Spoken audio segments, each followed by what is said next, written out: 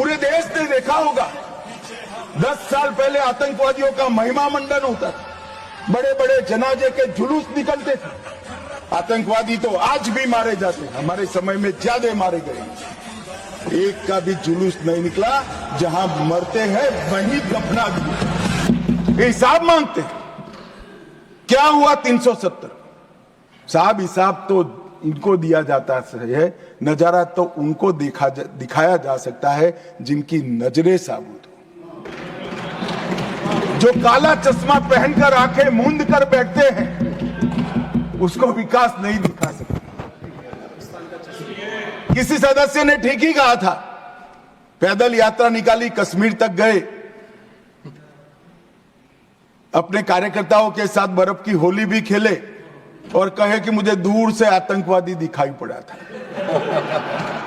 अरे भाई, नजर में ही आतंकवादी है तो आपको सपने में भी आएगा और कश्मीर में भी दिखाएगा। हम तो दिखाई देते ही सीधा दो आंखों के बीच में गोली मारते हैं, मान्यवर, दो आंखों।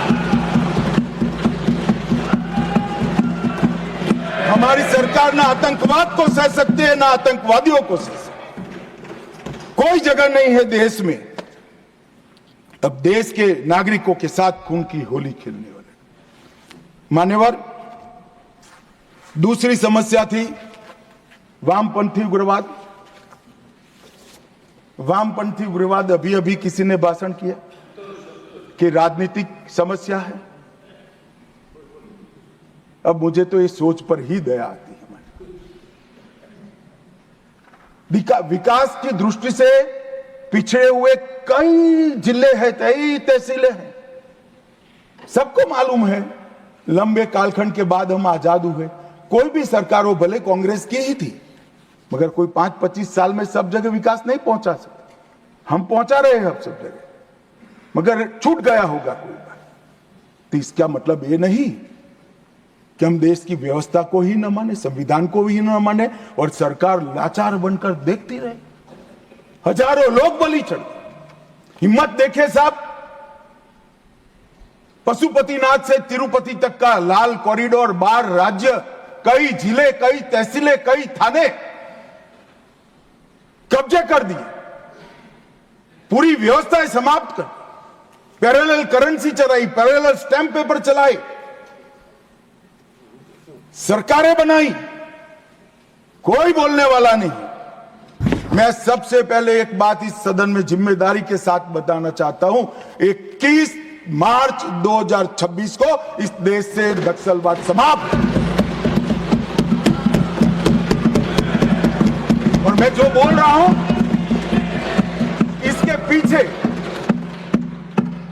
नरेंद्र मोदी सरकार के 10 साल का परिश्रम, बारीक आयोजन, इनकी विकास की भूख संतोषने के लिए किए गए प्लानिंग और पैसों का आवंटन है। और सुरक्षा ग्रिड को एक भी जगह गैप न रह जाए, इस तरह से हमने पुख्ता किया है। मान्यवर, संवाद, सुरक्षा और समन्वय, ये 3 सिद्धांतों को अपनाकर हमने नक्सलवाद के खिलाफ हमारी लड़ाई जारी की। मैं फिर से एक बार डीआरजी, एसटीएफ, सीआरपीएफ, आईटीबीपी और बीएसएफ के जवानों को ढेर ढेर बधाइयां देना चाहता हूं, जिन्होंने घंटों घंटों तक, जहां सूर्य की किरण दिन दहाड़े भी न पड़े, ऐसे घने जंगलों के अंदर पानी पिए बगैर, खाना खाए बगैर, नींद लिए बगैर इस समस्या के समाधान के लिए अपना सर्वोच्च बलिदान दिया है। हमने नवीनतम टेक्नोलॉजी के साथ नक्सलवाद के खिलाफ लड़ने की शुरुआत की। लोकेशन ट्रेनिंग, मोबाइल फोन की गतिविधियां, साइंटिफिक कॉल लॉग्स का एनालिसिस, सोशल मीडिया का एनालिसिस, इनकी कुरियर सर्विस का रेखांकन, इनके परिवारों की आवाजाही का रेखांकन, और ये सब एकत्रित कर हमने हमारे सुरक्षा बलों को इंफॉर्मेशन से लैस करने का काम किया।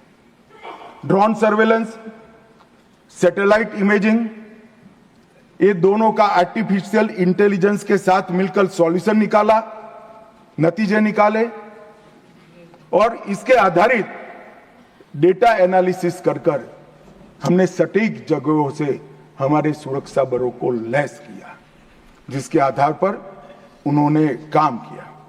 मान्यवर, इसमें भी मैं कांग्रेस के शासन और हमारे शासन का कंपैरिजन देना चाहता हूं। कोई ऐसा ना समझे कि मैं कांग्रेस का क्यों दे रहा हूं। 10 साल के बाद मेरी जगह कोई और भाजपा का गृह मंत्री आएगा तो आपका नहीं देगा, हमारा और हमारा करेगा। हमारे पहले आप थे इसलिए आपका कर रहा हूं भैया। 2004 से 14 कांग्रेस की सरकार थी। हिंसक घटनाएं हुई थी 16,463 और 53% इसमें कमी आई। सुरक्षा बल मारे गए थे 1851, अब 10 साल में मारे गए 509, 73% की कमी। और नागरिकों की मृत्यु 4,766 से कम होकर 1495, 70% की कमी।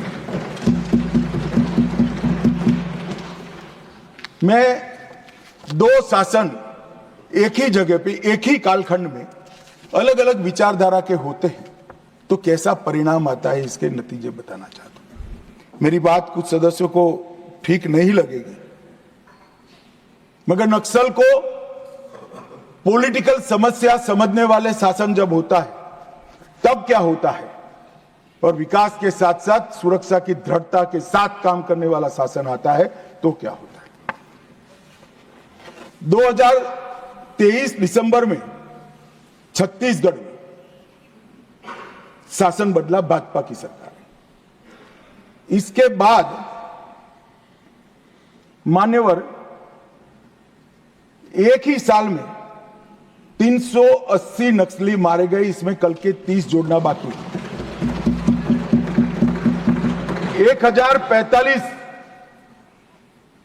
और 1194 गिरफ्तार हुए और 1045 सरेंडर कर गए और टोटल 2619 संख्या में कमी आई। मान्यवर 2619, और ये सब करने में सुरक्षा बलों की हताहत 26 है, 26।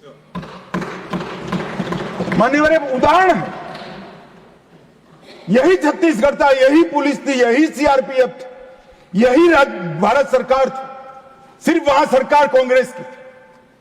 भाजपा सरकार आई, एक ही साल के अंदर 2619 नक्सलियों की फौज या तो सरेंडर कर गई, या तो अरेस्ट हुई, या तो मारी।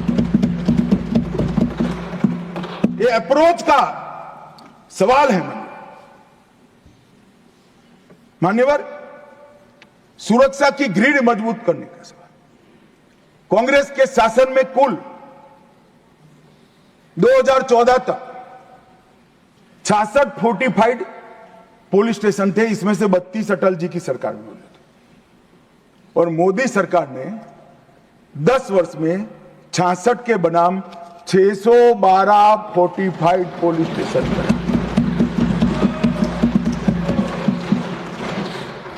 मोस्ट इफेक्टेड नक्सल जिले, इसकी एक व्याख्या है, कांग्रेस ने ही बनाई, हमने स्वीकारी। 2014 में 126 थे, अब उसमें से 12 बचे हैं, और मैं कह चुका हूं 31 मार्च 26 को मैं शून्य लेकर यहां हूं।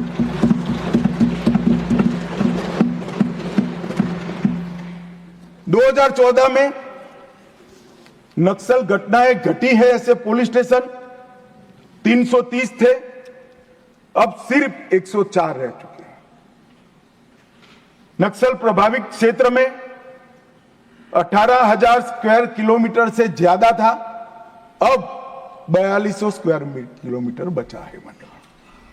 और नाइट लैंडिंग हेलीकॉप्टर, हेलीपैड्स एक भी नहीं थे, हमने 68 बनाए हैं। कैंपों की खुलने की संख्या दयनीय है, मैं बताना नहीं चाहता क्योंकि बातें विदेश में भी जाती है, मगर हमने 5 ही साल में 302 नए सुरक्षा कैंप खोलकर पूरे एरिया को सुरक्षा दी। फाइनेंशियल चॉकिंग करने के लिए मान्यवर हमने एनआईए और ईडी का उपयोग किया, कई करोड़ रुपया इनके जब्त करे। पीएमएलए के केस कर उनके फाइनेंसरों को जेल की सलाखों के पीछे डाला। लगातार राज्य और केंद्र के बीच में मीटिंगें हुई।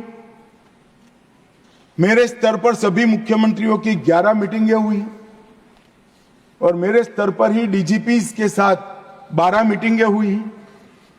हमने डायनेमिक रणनीति बनाई, स्ट्रेटेजिक लोकेशनों पर सुरक्षा बलों को तैनात किया और मान्यवर विकास तो वहां पहुंचना चाहिए। हमने बजट को भी 300% बढ़ाने का काम किया है। मान्यवर 14 से 24 में 1100-503 किलोमीटर हाईवे बनाए, 20,000 किलोमीटर ग्रामीण सड़कें बनाई।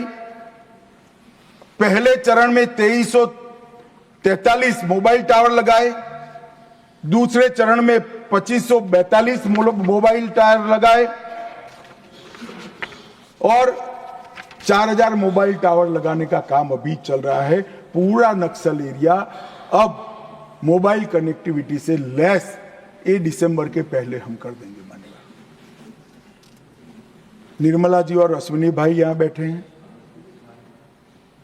नक्सल प्रभावित जिलों में 1007 बैंक की शाखाएं ये सिर्फ 5 साल में खोलने का काम हुआ है।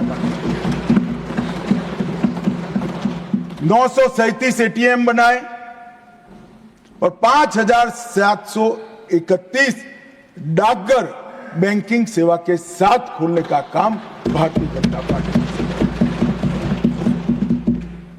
48 के 48 जिलों में कौशल विकास योजना पहुंची। एनआईए का एक मजबूत वर्टिकल बना। 1143 वहीं से ही आदिवासी युवाओं को भर्ती कर सुरक्षा बलों में लिया और हमने 6 नए हेलीकॉप्टर वहां जवानों के रेस्क्यू और रिहेबिलिटेशन के लिए बनाए। इंजर्ड होते ही इसको अस्पताल में लिया जाए, जो रात को भी उठ सकते हैं। और इसका परिणाम यह हुआ कि आज नक्सलवाद धीरे धीरे सिमटता जा रहा है मान्यवर। और मैं इतना कहना चाहता हूं कि जो मारे गए हैं उसमें बहुत सारे इनके प्रमुख नेता हैं। इसके कारण उनका पूरा आंदोलन चरमरा गया है, एकदम चरमरा गया है। और कई सारे करोड़ों के रुपया के इनाम थे, ऐसे लोग सरेंडर भी हो गए। मारे गए जोनल कमेटी के मेंबर 1, सब जोनल कमेटी के 5, स्टेट लेवल कमेटी के 2, डिविजनल कमेटी के 31 और 59 एरिया कमेटी के मेंबर मारे गए हैं मान्यवर। ये आंकड़ा कभी भी आत्मसमर्पण के लिए भी हम लचीली पॉलिसी लेकर आए और जो लोग हमारी सरकार की घोषणाओं के पीछे मखौल उठाते कि कई सरकारें बदल गई, कुछ नहीं हुआ, मैं बड़े आनंद और विश्वास के साथ कहना चाहता हूं, ये सरकार के रहते ही ये देश नक्सल समस्या से मुक्त हो जाएगा मान्यवर। इसमें किसी को सरकार जब इच्छा होती है तो बहुत कुछ होता है, मगर इच्छा होना बड़ा महत्वपूर्ण होता है मान्यवर। नॉर्थ ईस्ट की समस्या को भी कमोबेश हम समाप्त करने के कगार पर है मान्यवर। वहां पर भी हिंसक घटनाओं में 70% की कमी, हताहत सुरक्षा बलों में 72% की कमी और हताहत नागरिकों की संख्या में 85% की कमी है। हमारी सरकार आने के बाद हमें सब हथियारी ग्रुपों से बातचीत की मान्यवर। 19 से अब तक 12 महत्वपूर्ण शांति समझौते किए। 2020 में एनएलएफडी के साथ, 21 में ब्रू रियांग के साथ, 22 में कार्बी के साथ, 2022 में आदिवासियों के साथ, आदिवासी संगठनों के साथ, 2022 में असम मेघालय अंतरराज्यीय सीमा का समझौता, 2023 में डीएनएलए, यूएनएलएफ और उल्फा का समझौता, असम और अरुणाचल प्रदेश का अंतर्राज्यीय सीमा का समझौता, 24 में त्रिपुरा के साथ समझौता, एनएलएफटी और एटीटीएफ के साथ समझौता। कुल मिलाकर मान्यवर 10,900 युवा हथियार डालकर मेन स्ट्रीम में आए हैं। मैं अभी बोडोलैंड जाकर आया हूं मान्यवर, हजारों युवा आज विकास के रास्ते पर चल पड़े हैं, अपनी ही बोडो मातृभाषा में पढ़ते हैं, अपना ही धर्म अनुसरित करते हैं और विकास के काम। ये बोडोलैंड का समझौता जब हुआ तब सब मजाक उड़ाते कि समझौते धरे के धरे रह जाएंगे। आज मैं कार्यक्रम देख कर आया हूं, मोदी जी गए, 5 लाख बोडो युवा, वृद्ध, अबला, नागरिक सब। मैं कुछ दिन पहले ही बोडोलैंड जाकर आया हूं मान्यवर, परिस्थिति बदल गई है। आसाम के अंदर 5 लाख करोड़ का इन्वेस्टमेंट का एमओयू होता है। एक आसाम के अंदर इंडस्ट्री एक जमाने में स्वप्न माना जाता था, आज वहां पर शांति है।